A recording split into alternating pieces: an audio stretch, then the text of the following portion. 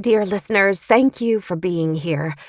Before we start sharing new stories in January, every first and third Tuesday, we're going to bring back some of our favorites, fascinating conversations about the art and science of human flourishing, stories you might not have heard yet. The topic of forgiveness has long been a core theme in the Stories of Impact world. Today, we bring you the first conversation we had with Dr. Everett Worthington. Dr. Worthington has dedicated his career to the study of forgiveness.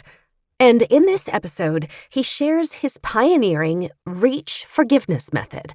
The REACH method has helped thousands of people all over the world offer forgiveness to those who have caused them grave harm. In fact, Dr. Worthington recounts how he applied the REACH method when he experienced his own profound trauma. Before we start today's episode, just a reminder, please take a few minutes to complete our survey. We really want to know what you like about Stories of Impact and what we can do to make it even better.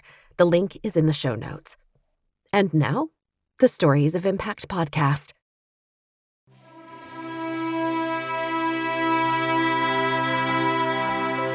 Welcome to Stories of Impact. I'm producer Tavia Gilbert, and in every episode of this podcast, journalist Richard Sergey and I bring you conversation about the newest scientific research on human flourishing and how those discoveries can be translated into practical tools. This season, we're focusing on conversations about human flourishing. Today's episode highlights Richard's conversation with Dr. Everett Worthington, Commonwealth Professor Emeritus at Virginia Commonwealth University. For the last 30 years, Dr. Worthington has been studying forgiveness, writing more than a dozen books on the subject. In 2001, he developed the pioneering REACH forgiveness method, which has helped thousands of people reap the mental and physical benefits of forgiveness. Forgiveness is not just an area of detached scientific research for Dr. Worthington, but an intensely personal subject. In this interview with Richard, Dr. Worthington shares the steps to apply the REACH method, highlights examples of people who have offered forgiveness to those who caused them grave harm, and he recounts how he applied the REACH method to his own profound trauma. A gentle warning to our listeners: this episode contains details of violence and of pain, so care should be taken playing the audio in the presence of children or anyone who might be coping with the impact of violence in their own life. Let's begin with Dr. Worthington sharing an overview of what forgiveness is. So forgiveness, I believe, is a virtue. And a virtue classically is something that is a positive character trait, a positive character strength that people have, in which they do something that's good. In positive psychology, we'll look at this nowadays as what is called a eudaimonic virtue, and that's just a Greek term that means it's good for ourselves, but it's also good for other people. So this kind of takes the traditional Greek eudaimonia and shifts it a little bit, but it's a goodness of character, a character strength that not only is good for me, but is also good for other people. Is everything forgivable? Or are there some offenses that are so heinous they never ought to be forgiven? Why is it important to forgive? And does forgiveness demand reconciliation? I think all offenses are forgivable. And I think that often it's very wise to be able to forgive them, because if I hold on to unforgiveness, then the other person doesn't even know what's going on in me. But I'm making myself ill. I'm putting myself at cardiovascular risk, at immune system dysfunction risk, at mental health risk, at relationship risk, at spiritual risk. And I'm not hurting them at all. In fact, maybe they hate me so much that they would be glad if they knew I was suffering. So because forgiveness goes on inside of me, I think just from a point of view of what's good for me, forgiveness is an experience that, I would want to pursue. Now, that doesn't mean that I need to reconcile with them. If they're not going to be trustworthy, we may never reconcile. I may never trust them, and they may never trust me. But that is a relational quality, not an internal quality. So I have seen people that say, I am so angry and vengeful toward this person, but that energizes me and allows me to channel it into doing something good. And my response internally, externally, I'll support them, but internally, I think, if you weren't using up a lot of your energy at trying to cope with your negative emotions, think how much good you could do then. You could really do good because you still could get that motivation to do good, to repair things, but you wouldn't be tying up a lot of your own energy coping with hate and revenge fantasies and things like that. It seems to me that a conversation about forgiveness is particularly relevant today. As in the United States, we're having national conversations about unity, accountability, responsibility, consequences for actions or lack thereof. Is forgiveness politically relevant?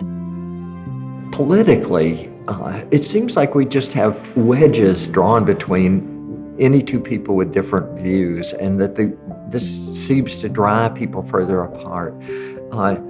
Can forgiveness play a part in helping to find some common ground instead of, drawing more and more differences? Can we come together more and solve problems more if we're able to forgive some of the offenses and harms that have happened on like Facebook and Twitter and elsewhere in social media and news? Is America a forgiving society? The jury's mixed on that. They have not come to a unanimous conclusion.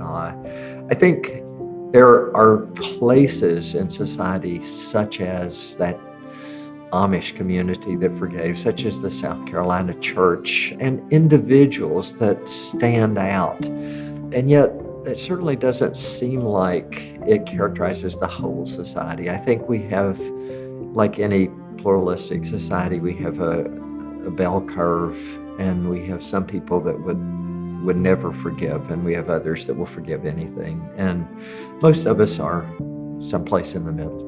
Dr. Worthington is referencing the West Nickel Mines school shooting in 2006, in which 5 young Amish girls were murdered in their one-room schoolhouse in Lancaster County, Pennsylvania, as well as the 2015 shooting at Emmanuel African Methodist Episcopal Church in Charleston, South Carolina, in which 9 people were shot to death during their Bible study. Despite such horror, both communities embraced forgiveness. So what does that mean? When they forgave, were they simply deciding to ignore their feelings about the events, refuse to think about the events? What is forgiveness?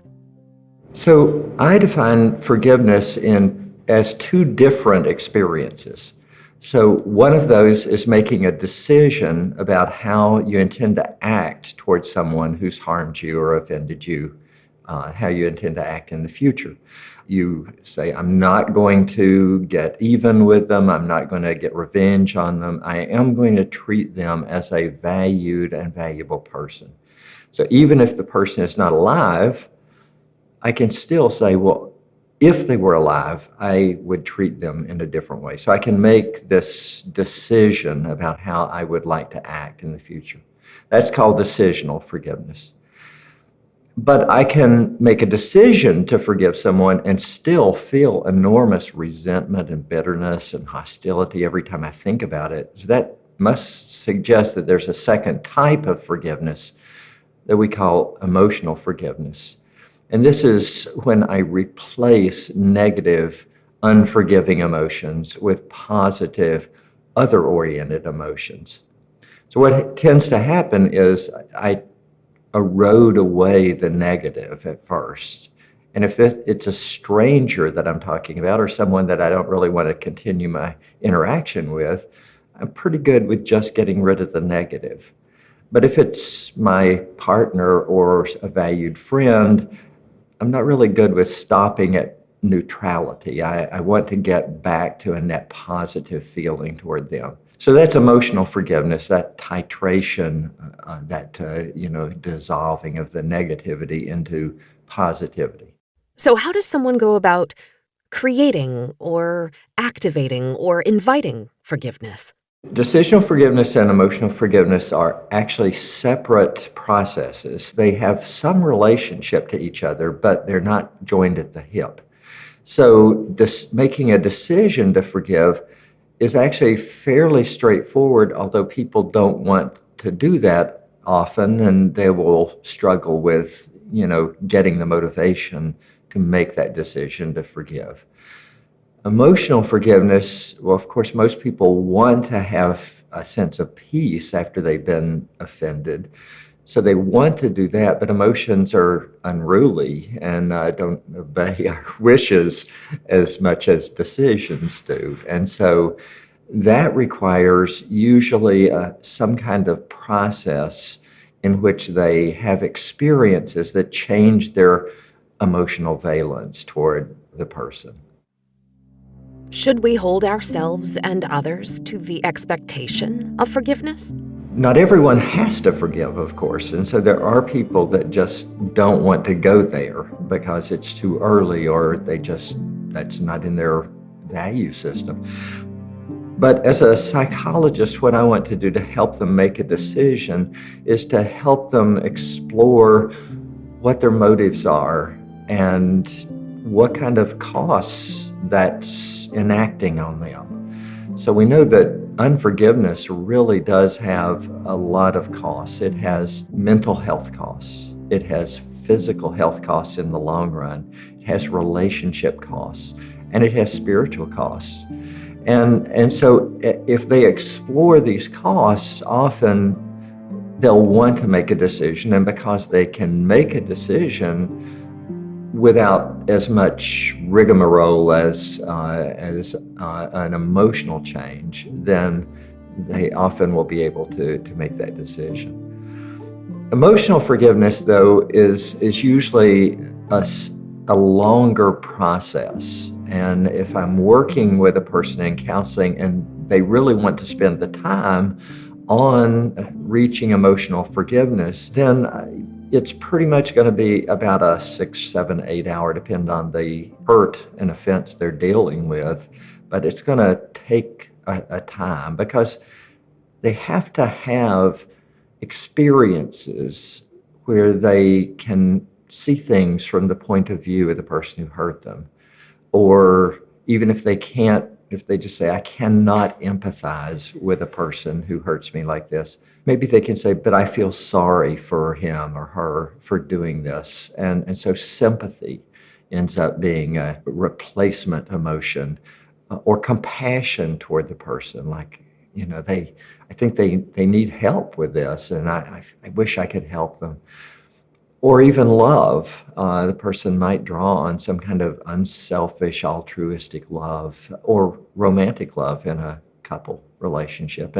And those experiences of empathy, sympathy, compassion, and love, those are the experiences that neutralize the negativity, get people to have a more positive emotional response, and eventually come to say, yes, my emotions have changed, and I do emotionally forgive the person.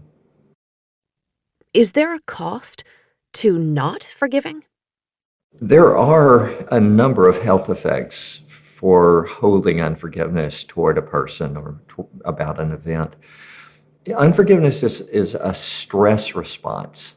And so it's going to have all of the negativity of a chronic stress response. So it's going to put people at risk for cardiovascular events because the blood pressure is higher, because, as the heart beats and it stretches out the arteries with that higher blood pressure, tends to make little tears in the walls, and eventually those can snare plaque or snare chemicals that would turn into plaque. So cardiovascular risk is one thing that unforgiveness elevates. But there's this hormone that we know a lot about called cortisol. It's a neurohormone secreted by the adrenal glands besides adrenaline. And cortisol, if it is chronically elevated, will basically affect every physical system in the body. It can shrink people's brain, different portions of it. The hippocampus, which consolidates memories, for example, is really vulnerable to prolonged elevated cortisol. It will affect people's cardiovascular system.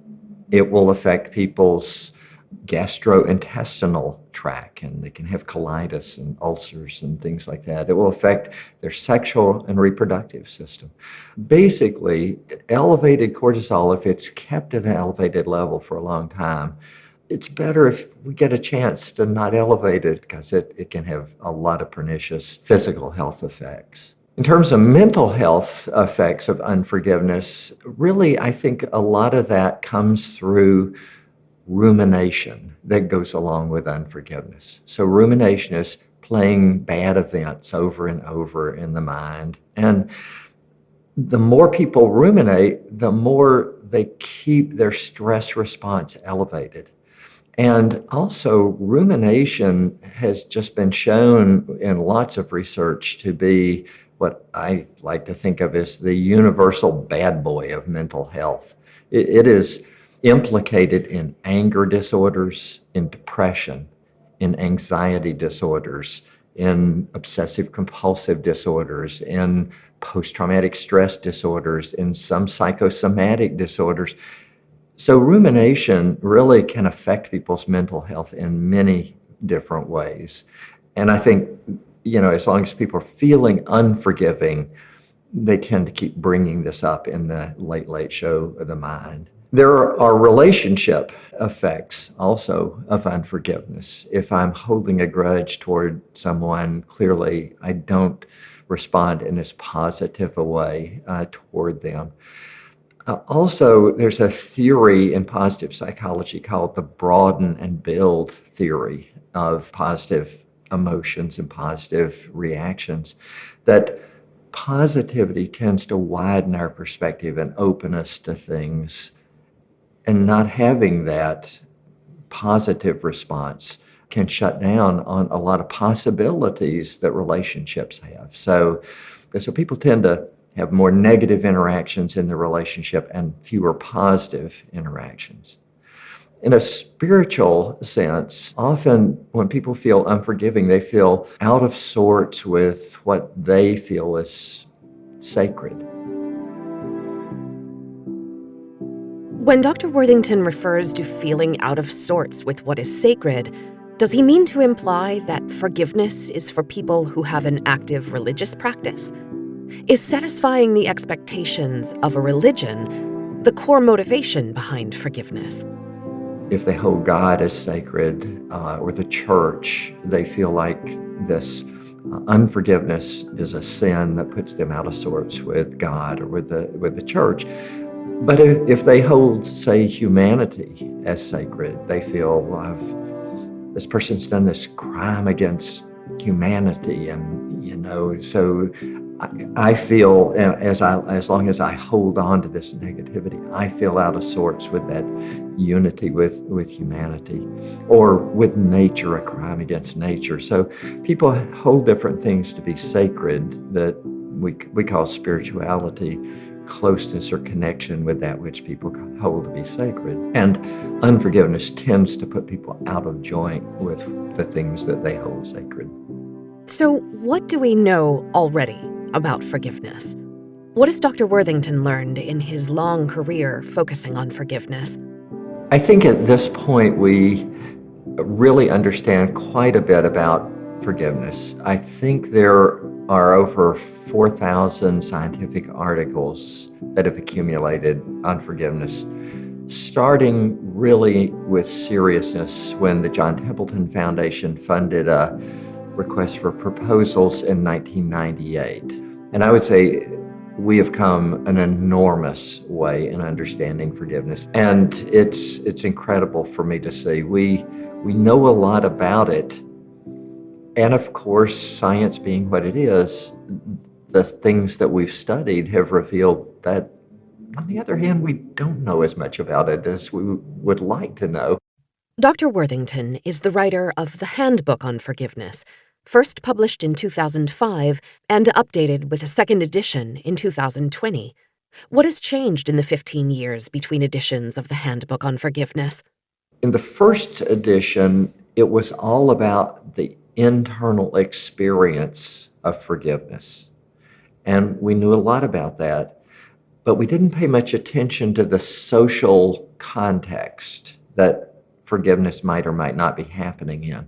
And I think what has happened in the years past is that the investigators have started paying a lot more serious attention to the social context, to the environmental factors, to the social factors, to the societal factors, to, does the offender experience self-forgiveness?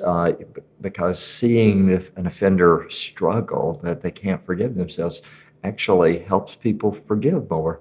So, if the offender apologizes, then that helps the person forgive.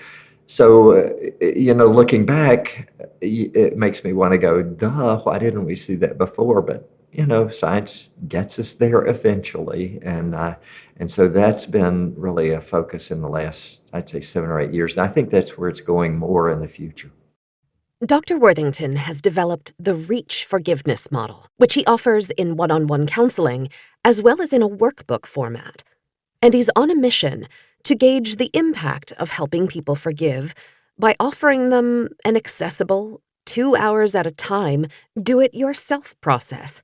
This 2-hour workbook is really kind of a universally applicable workbook. It's about forgiving someone and learning to forgive someone, and then in the last, say, 30 minutes that they work on it, kind of making it broader to forgiving anybody. So the idea of this, it's like penicillin. It's like if I have an infection and I take this dose of penicillin, well, 2 hours is not going to, cure the unforgiveness of a severe sexual abuse or physical abuse. But just like taking a dose of penicillin, okay, that's going to help a little. I can do this again. I can take it again for 2 hours. I can take it again for 2 hours. And eventually, I can erode away the hurt of very, very serious events. We're going to start out by helping people define forgiveness in a way that they can work with. We're going to help them see the benefits of forgiving, that it's going to affect their physical health, their mental health, their relationships, their spirituality. We're going to help them make a decision to forgive. We invite them to make a decision early on, and then we enter into trying to help them have an emotional experience of forgiving. So they will go through 5 steps to reach forgiveness. REACH is an acrostic that stands for the steps. So recall the hurt, empathize with the person who hurt you, give an altruistic gift, an unselfish gift of forgiveness to a person who doesn't deserve forgiveness, commit to the forgiveness you experience, and then hold on whenever you doubt. So as they work through exercises to help them experience those 5 steps to emotional forgiveness and then eventually get to the place where they see that they have reduced the emotional unforgiveness, then we go back and we re-invite them to consider the decision to forgive again. Because decisional forgiveness and emotional forgiveness are not locked in a particular time order. They're independent of each other.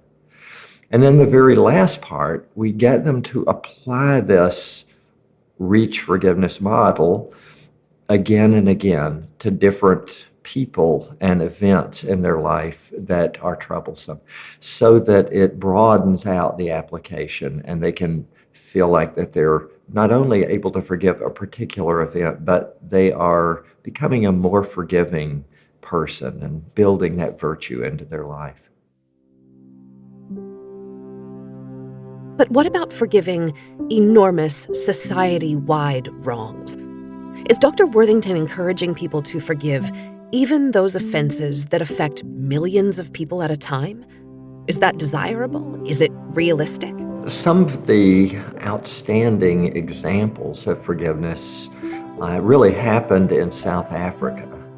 The world kind of looked on at the apartheid for years and years, and it just kept going. And yet, when Nelson Mandela became president, he was so magnanimous and so able to just put aside all of these systematic harms that the people of South Africa had experienced and had inflicted on them, others, and even personal harm of being imprisoned and losing much of his vision. And so kind of astounds people. How could he do that? And it astounds me. He's like probably one of my major heroes of forgiveness in life. He had such dedication to the hope of being able to reconcile. And I think that for him was the norm that drove everything. It's like he can see this vision in his mind of blacks and whites able to work together in a reconciled society. And so he could take a distancing perspective and say, well, what happened to me is minor in that case, and I forgive that because this hope is so important and so grand, and could bring that about. I think for Archbishop Tutu, I think he had a different motivation being an archbishop in the Anglican Church. He had the religious motivation as well as the social motivation. So he had, again, a strong, overarching reason to be able to say, yes, I've been hurt, friends of mine have been hurt, enormously. My people have been hurt, and yet I see this redeeming value that can be achieved in our lifetime, and whatever I experience is not consequential compared to that dream that could come about. Does forgiveness have a higher purpose? Is it larger than an individual act? Is it a cosmic act?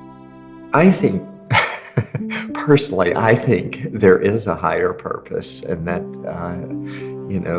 people are meant to eventually be reconciled. But I think from the point of view of individuals, if they can get in touch with what they think is a higher purpose, that can help them put aside their personal experiences and really focus on the redemption that's possible if they forgive. Is Nelson Mandela unique in Dr. Worthington's mind? How useful is it to have such a phenomenal example of forgiveness when Mandela has an almost mythic status? I think Nelson Mandela was one of a kind, but I think there are many one of a kinds that are possible in life. And I've seen personal examples that I look at and say, I just don't think I could have done that. And yet these people are able to achieve a sense of forgiveness, even though it's beyond my understanding. One of my favorite examples, Chris Carrier. He, as a 10-year-old boy, was abducted, was taken out in the swamp, stabbed repeatedly in the torso. And then when he pleaded with the man to stop, the man stopped and took him to the truck. And then as he stepped up on the running board to get in the truck, the man placed a gun against his head and shot him, and it came out his eye. Well, he survived that, and then like 20 years later, a police officer came and said, "We've always thought we knew who did this, but we never had any kind of evidence. But this guy is dying and does not deserve to go out of this world without being confronted." And so he took Chris out to this man's house, and certainly this guy was dying, and he was going to die within a couple of weeks. But, instead of confronting the man, he walked up to the man and said, "So who's taking care of you?" And the guy goes, "I'm taking care of myself." Well, he's clearly laying in bed, unable to take care of himself. So Chris Carrier took care of this man for the last couple of weeks of the man's life. To think about having lost an eye, having been stabbed, having been physically brutalized, left for dead in a swamp, and able to not just forgive, but to lay down your life to bring some comfort to this man in his final days on earth. I mean, that's just an astounding story. There are heroes of forgiveness like this, I think, everywhere. And if we're not tested, then we don't find out that maybe we may have a quality like that. But I think there are many people out there that could be just the same type of heroes of forgiveness, given the right tests. How does Dr. Worthington explain that depth of forgiveness? I have no scientific explanation for this. Clearly, Chris Carrier had beliefs and values that made that possible. But he also had something inside of him that's probably intangible that was drawn to a needy person, and he was able to love and care for this person regardless of what the person had done. I'm not sure science can account for that. We can write questionnaires about it, but it's just something in the human spirit that, I believe God gave us, but, wherever we got it, it's there.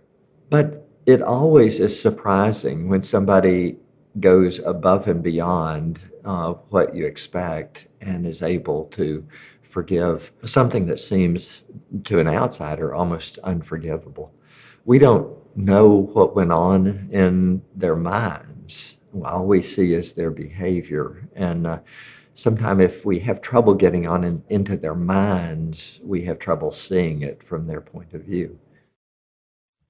Dr. Worthington has a very personal experience with forgiveness, and what he chose to forgive is no small thing. He shares the story of one of the greatest tests of forgiveness he has faced. Back in 1995-96, on New Year's Eve night, my mom was murdered. And it was apparently a young man who was going to burglarize the house, but it was New Year's Eve. The house was dark. My mom had gone to bed early. She didn't drive, so there was no car in the driveway. So it looked like it probably would be a safe house for him to just go in and take whatever he wanted. Well, she was there and asleep, and he waked her up while rummaging, looking for treasure. And when she came out, he and probably confronted him. He ended up bludgeoning her with a crowbar that he had used to break the window to get in the door. And so she died, and then he was angry, upset, afraid, and he assaulted her with a wine bottle, and she lay there bleeding to death. So when I heard about that murder, was New Year's morning, and I was at home with my family, and my brother phoned and said, he was really shaken. He said, you've got to come down to Knoxville. So I live in Richmond, Virginia. It's a 7-hour drive. You've got to come down to Knoxville. Something terrible's happened. Mama's been murdered. And so he had gone in and with his son to see what was up because she didn't answer the phone when he called to wish her Happy New Year. And when he walked in, the place was a wreck, and he walked into the hallway, and there was blood splattered all over the walls, and her body was lying there. So he covered up his son's eyes and left and called the police and then called me. So I went down with my sister, who also lives in Richmond, and her husband, and we went down into this murder investigation that day. One of the things they did was take us to the house that I grew up in for the first 22 years and walk us through trying to see if we detected whether something might be missing. And it's pretty horrendous to see the devastation and the blood and the pools of blood on the carpet. That night, my brother and my sister and I were in Mike's back room kind of processing what we heard during the day and putting together the story. And apparently the police had thought this was a youth, maybe one or more youths that had broken in. And I remember as more we talked about this, the angrier I got, and I just felt like my face was going to explode. And I was so angry, I pointed down to a baseball bat laying against the wall and said, I wish whoever did that were here. I would take that bat and I would beat his brains out. I said he would not last 30 minutes. And my brother said he wouldn't last 10 minutes if I got a hold of him. My sister said I'd make him last an hour. We were all absolutely furious at this. Well, I couldn't sleep. I was pacing around to my place I was staying, my aunt's house. I was pacing around the bedroom, and it got to be about 3 o'clock in the morning, and I'm like, what am I doing? I'm just roaming around, I can't sleep. And so I better do something productive, and I sat down to write a eulogy for my mom, and because I was going to give a talk at her funeral. And it suddenly dawned on me that here I had gone through like almost 24 hours at that point, and I had never allowed myself to think the word forgiveness. And the incongruity of that just hit me. I thought, well, here's a guy, I've counseled people to forgive. I'm a Christian. I value forgiveness. I have written a book on forgiveness. I do research on forgiveness, and yet I can't allow myself to think the word forgiveness. And I thought, well, I need to at least think through this. And so we had developed this reach forgiveness model, and I thought, well, I just use that to think through this experience. And so I started recalling the hurt and recalling what this might have been like from the point of view of this young man. So that helped me empathize, where he's out in the cold on New Year's night at Knoxville, Tennessee, and looking at this house thinking, it's going to be a perfect crime. I'm just going to waltz in there, take whatever I want, waltz out, totally safe. They'll be gone until after midnight. And so he's all keyed up, he breaks in, and then here he is searching. He probably hears this voice behind him because apparently he was in the hallway pulling books off the shelf. Probably heard this voice behind him, what are you doing in my house? Turns around, looking at this older woman. Probably thought, I don't know what he thought, but he probably thought, this is wrong. This is supposed to be a perfect crime. This whole woman's messing up my perfect crime. He's angry. She's looking at my face. I'm going to go to jail. He's afraid. He's holding that crowbar. He's got impulse control problems. Probably wouldn't be breaking into people's house without impulse control problems. Reaches out and strikes her again and again. And then, being really angry, he assaults her. But then, as we walked through the house that afternoon, we had seen that only the front of the house had been searched, but the mirrors in every room throughout the house had all been broken. And I realized, well, he couldn't look himself in the face. So here is a kid that he has done something bad, but at some level can't look himself in the face. And about the time I got there in my thinking through the empathy, I flash back to myself standing in that back room of my brother's house, pointing to that baseball bat, saying, I wish whoever did that were here. I would hit him in the head just like he hit my mom in the head until he died. And I thought, whose heart is darker? Is it the heart of a young man with impulse control who's angry and afraid? Or is it me, the Christian, 48 years old at that time, person who's counseled people about forgiveness, written books on forgiveness? I thought, my heart is darker than his heart. But I knew that I could be forgiven for the darkness in my heart. And I thought, if I can be forgiven for the darkness in my heart, who am I to hold unforgiveness against this young man? And I was able to forgive that young man. And that's really lasted ever since. Did Dr. Worthington ever have a chance to talk to the young man who murdered his mother? As it turned out, no usable evidence could be brought forth. And although someone confessed at about the fourth day, when the grand jury met, there was not enough evidence to bring him to trial. So in our system of innocent until proven guilty, there's no way to meet the young man. How does he cope with the sense of injustice, that no one was held accountable for the murder of his beloved mother? Decades later, I still feel that forgiveness, which happened, one night late, still holds.